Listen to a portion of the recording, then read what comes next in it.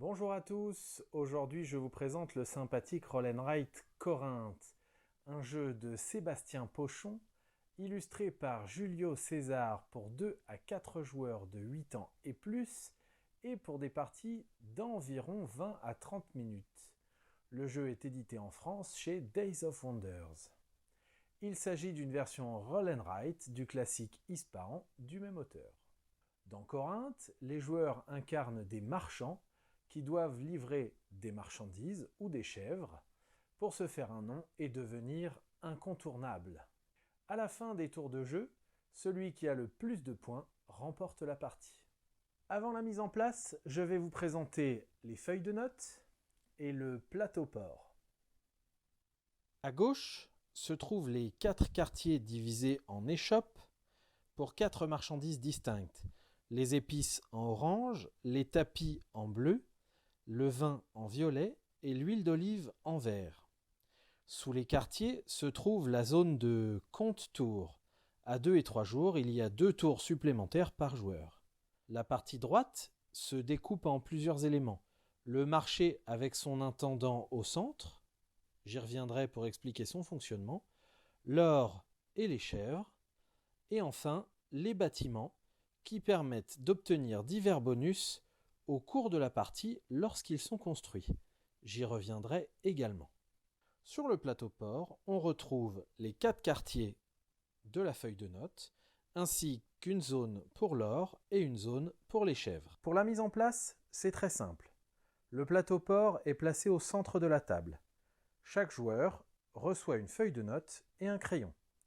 Le premier joueur reçoit les 9 dés blancs, les dés jaunes sont mis de côté pour le moment. Lors d'une partie à 4 joueurs, les 2 premiers dés doivent être rayés dans la zone compte-tour. Pour jouer, c'est tout aussi simple. Lors de son tour, le joueur commence par cocher le premier dé du compte-tour puis lance les dés. Avant son lancer, le joueur peut acheter jusqu'à 3 dés jaunes au prix d'1 pièce d'or par dé. Il suffit de cocher les pièces d'or correspondantes dans la zone d'or sur la feuille de notes. Les dés, une fois lancés, sont triés par valeur. Tous les dés de la plus grande valeur sont placés sur l'emplacement or du plateau port. Les autres dés sont répartis par groupe de valeurs en partant de la plus petite valeur sur l'emplacement chèvre en montant le long du plateau. Attention, les dés jaunes ne bénéficient qu'au premier joueur de la manche. Les dés sont en place sur le port, le premier joueur choisit donc un groupe de dés et les enlève du plateau pour effectuer l'action correspondante. S'il reste des dés jaunes sur le plateau, ils sont retirés. Et chacun à leur tour, les autres joueurs peuvent également effectuer une des actions possibles. Pour les actions, c'est très simple. Si un joueur choisit les dés des emplacements or ou chèvre, il reçoit autant de pièces d'or ou de chèvre que le nombre de dés présents sur l'emplacement du port. S'il choisit un dé sur un emplacement marchandise, alors il peut livrer la marchandise en cochant autant de symboles de cette marchandise que le nombre de dés sur la case du port correspondante. Dès lors qu'une des échoppes est complète, il peut entourer le chiffre qui se trouve au-dessus afin de valider son score. Le premier joueur qui coche tous les symboles d'une marchandise entoure également le bonus qui se trouve sur la gauche du quartier.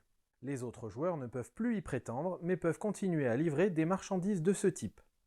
L'action suivante concerne l'intendant. Il est possible de déplacer l'intendant sur le marché au lieu de faire l'une des 2 autres actions.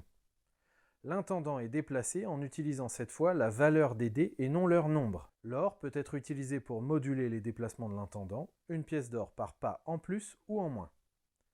Une fois arrivé, il faut entourer le symbole et appliquer l'effet du symbole entouré. L'intendant est très puissant, mais il ne peut néanmoins pas repasser par un symbole déjà traversé ou entouré.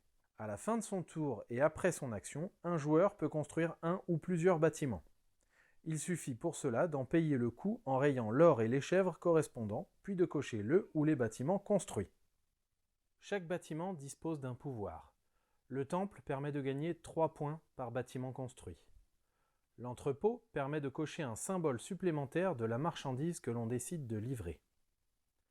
L'étable permet d'augmenter ou de réduire gratuitement d'1 ou 2 pas le déplacement de l'intendant. Enfin, le magasin permet de gagner 2 pièces d'or supplémentaires lorsque l'on prend l'action « Recevoir l'or ».